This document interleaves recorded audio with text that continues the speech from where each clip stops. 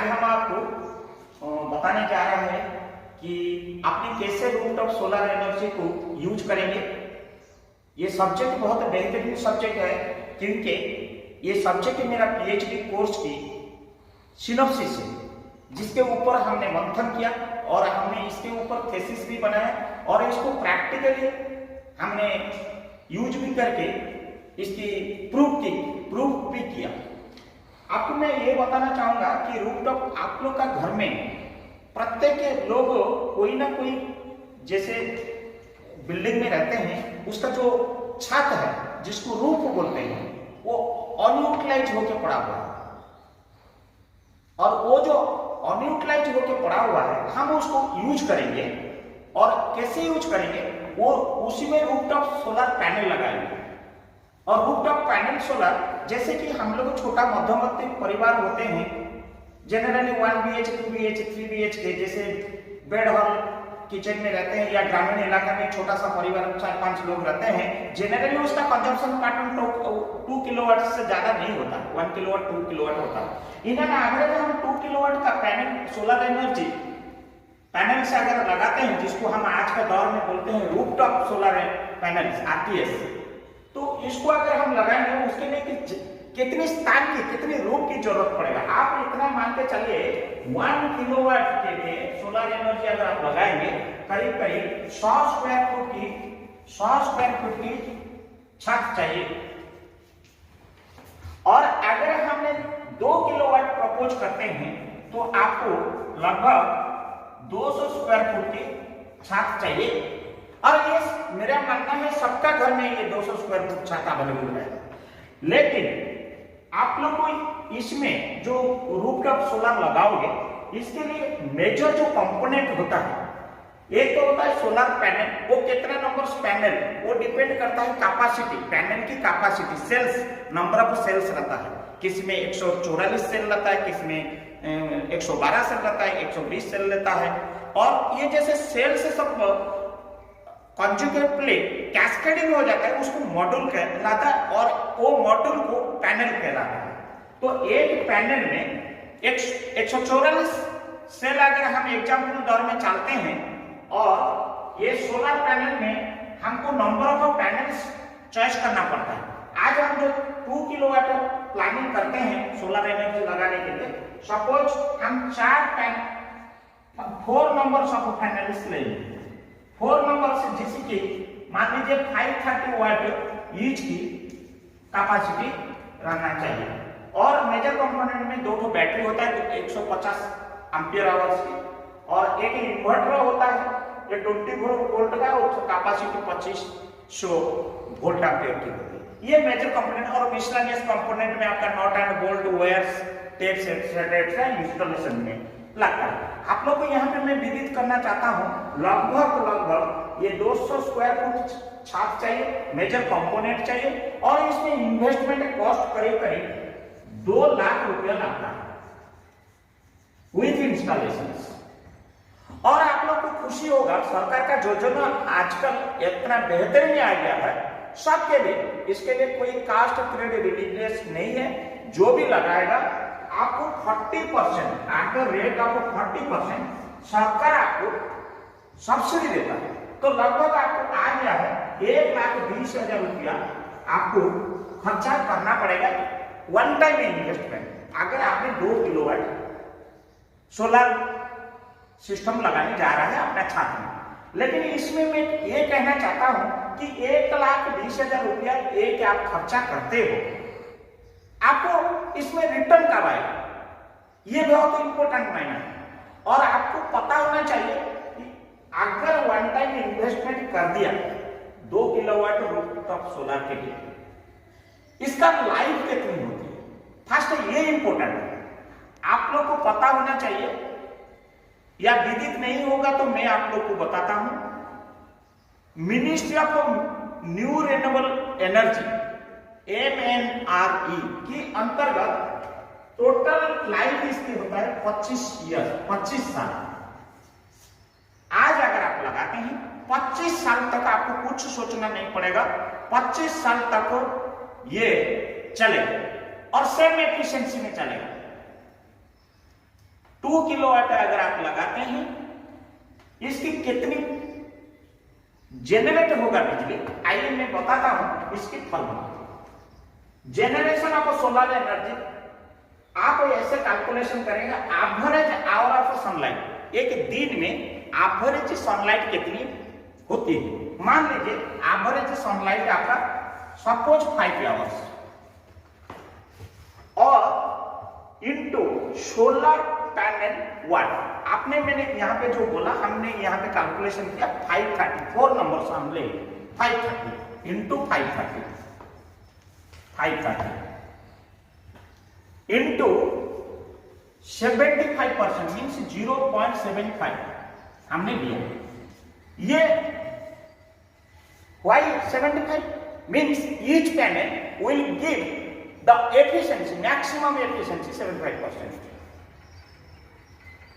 during the peak period or during the non-peak hour in an average 75% हमने लिया है। हो सकता है वो बढ़ेगा, हो सकता है कम होगा, बट हमें एवरेज दिया जाता है जनरली आज पर the MNRE। I am not taking, it is the standard formula, proven formula. तो अगर आप ये देखेंगे देन लगभग 1.9 छोटू से 2 यूनिट फॉर पैनल आता है। तो हमने ये बताया था कि अगर लगभग छोटू से 2 यूनिट्स हम लोग का आए पर पैनल में, ऐसे ही जो 4 पैनल में 8 यूनिट है, इसमें कोई डाउट है? तो 8 यूनिट इंटू 30 दिन के लिए डेज में 240 यूनिट्स पर मंथ आए। तो 240 यूनिट्स पर मंथ अगर आया तो अगर उसको हम 8 रुपया पर यूनिट में लेते हैं इन एन एवरेज, कोई भी स्टेट गवर्नमेंट में, क्योंकि ये वेरी करता है, स्टेट टू स्टेट वेरी करता है, इलेक्ट्रिसिटी टैरिफ करता है। मैं इंक्लूडिंग अगर टैक्स लेता हूँ 8 रुपया पर यूनिट, तो लगभग 1920 रुपया आता है पर मंथ। आपका इतना पैसा का माने बिलिंग होता है। तो अगर साल में हम देखेंगे then it will coming around 23,040 रुपया, लगभग 23,000 रुपया आता है। विथ रेस्पेक्ट टू अगर एक महीना में आप 23,000 रुपया छात्र बेकार पड़ा था, आपने उसमें सोलर पैनल लगाने के बाद अगर ये 23,000 रुपया आपने जनरेट करते हैं, तो मान लीजिए अगर एक सब्सिडी के साथ एक वन टाइम इन्वेस्टमेंट हमारा 1,20,000 है, अगर 1,02 lakh divided by this much amount in an average 5.2 years, मतलब आपने 5 साल 2 महीने का अंदर में आपका टोटल पैसा जो इन्वेस्टमेंट किया था खत्म हो गया और बाकी 20 साल आपने मुफ्त में बिजली चलाया। व्हेयरएज हमने केवल पर डे कंसीडर किया है, ड्यूरिंग द डे आवर्स हमने 8 यूनिट। अगर रात में हम इन्वर्टर लगाते हैं और ये खर्चा भी है, सब कुछ है, अगर 8 यूनिट के रात का भी जोड़ दीजिए देन ये डिवाइडेड बाय 2 मतलब 2.5, लगभग 2.5 साल में आपका इन्वेस्टमेंट जो किए हैं खर्चा हो जाता है और 22.5 साल आप चलाते रहिए। लेकिन इसका अलावा हमने बता देते हैं कि 22.5 साल आपने 22.5 साल इंटू 22.5 इयर्स इंटू आपने 45,000 लगभग आपने 10 से 12 लाख रुपया आप कमा लेते हैं, 1,20,000 खर्चा करते हैं और बाकी आपने इतना 12-13 लाख रुपया का बिजली आपने खुद बाकी रिमेनिंग लाइफ में आप जनरेट करते हैं और नेट मीटर के माध्यम से आप ये बिजली अगर यूज नहीं करते हैं, सरकार का ऑन ग्रिड में छोड़ दीजिए, वो पैसा आपको बिल में देने के जगह में आना लगे। रादर टू दिस, ये जो मैं बोल रहा हूँ सोलर एनर्जी नॉन यूजफुल छात को जब आप यूज करेंगे आपका तो बेनिफिट होगा, ग्रीन एनर्जी पाएगा आपको मिलेगा ही मिलेगा। सबसे बड़ा बेनिफिट जो है हम ये माध्यम से आप लोग को ये जरिए से हम लोग को मेरा जो तजुर्बा से बोलना चाहूंगा कि इनके सबसे इंपॉर्टेंट है कब बिजली कटता है कब आता है, आपका डिपेंडेंसी नहीं है, आप प्योरली इंडिपेंडेंट हो गया, ग्रिड के ऊपर डिपेंड नहीं है। कब घर में नहीं है बिजली बिल आके वो महीना में इन टाइम बिजली नहीं दिया, पेनल्टी जो लगता है उससे भी आपका बचत हुआ, बिल देने की नहीं है। तीसरी बात ये है कि आपको स्वच्छ ग्रीन एनर्जी मिला। चौथा बात ये है कि आपने अगर नहीं यूज किया, आपको सरकार का नेट मीटर के माध्यम उल्टा फिर फीड हो गया, वो आपको पैसा मिलने लगा। नेक्स्ट पॉइंट ये है, बेकार जगह को आपने वेस्ट बिकम वेल्थ कर दिया because of space management, I mean the roof management से। अगर उसको आप रेंट में देंगे तो कोई नहीं लेगा, फालतू को रूफ को देने से कोई नहीं लेगा, लेकिन आपने ये माध्यम से आपने स्वावलंबी हो गया। और आपने अगर इसको देखभाल करेंगे तो और इसको हाइब्रिड करेंगे तो आप नियरेस्ट लोग को भी आप बिजली दे सकते हैं। तीसरी बात ये, नेक्स्ट पॉइंट हम ये बोलना चाहेंगे कि आपने जो कितनी एनवायरमेंट बचत किया, क्योंकि जो बिजली आप लेते थे वो कहीं कोयला से आता था या हाइड्रोजन से आता था या कहीं बायोमास से आता था, लेकिन आप जब बिजली यहाँ से पैदा करें, खुद अपना पूर्ति किया, तो आपने कार्बन डाइऑक्साइड और बायोमास लगभग जो है फ्यूल को बचत किया, कोयला बचत किया, एनवायरमेंट प्रोटेक्ट किया, सो मेनी थिंग्स बेनिफिट्स करते हुए अपना सेल्फ बेनिफिट हुआ। लेकिन आप अगर ये कैलकुलेशन को सही ढंग से, सही मायने से हृदयंगम करेंगे, सभी लोग को बेनिफिट समझ में आएगा और सबका घर में बिजली भी होगा। और रूरल एरिया में कोई इंफ्रास्ट्रक्चर, आज भी देश स्वाधीन होने के बाद कहीं ऐसे गांव है जहां बिजली गया भी नहीं, क्योंकि उसके लिए लाखों करोड़ की इन्वेस्टमेंट करने से जाके आप बिजली पहुंचा सकते हैं, क्योंकि basic infrastructure, transmission, distribution, substation etcetera etcetera चाहिए, लेकिन ये सिस्टम में कुछ नहीं चाहिए। इंडिपेंडेंट जहां तहां आप लगा सकते हैं, ओनली आपको सोलर एनर्जी होनी चाहिए। इसमें एक डिमेरिट है जो मैं डिसएडवांटेजेस है मैं बोलना चाहूंगा, ये 2 किलोवाट में आपका एसी चलेगा नहीं, नंबर 1।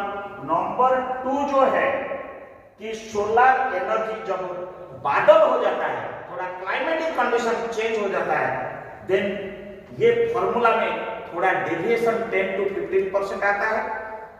चौथी बात, नेक्स्ट पॉइंट, मैं थर्ड पॉइंट ये बोलना चाहूंगा, डिमेरिट पॉइंट, जो आप इंस्टॉल करते हैं, आप ये पहले इंश्योर हो जाए कि कोई शैडो एरिया में नहीं होना चाहिए। All those precaution and disadvantages को मद्देनजर रखते हुए all the advantages you have to take. अगर ये एडवांटेजेस आप लेंगे, पैसा ऑन यूटिलाइज रूट को यूटिलाइज करते करते आपने रोजगार भी होगा, दूसरी बात अपना पूर्ति होगा, और आने वाला दिन में हर घर में बिजली होगा।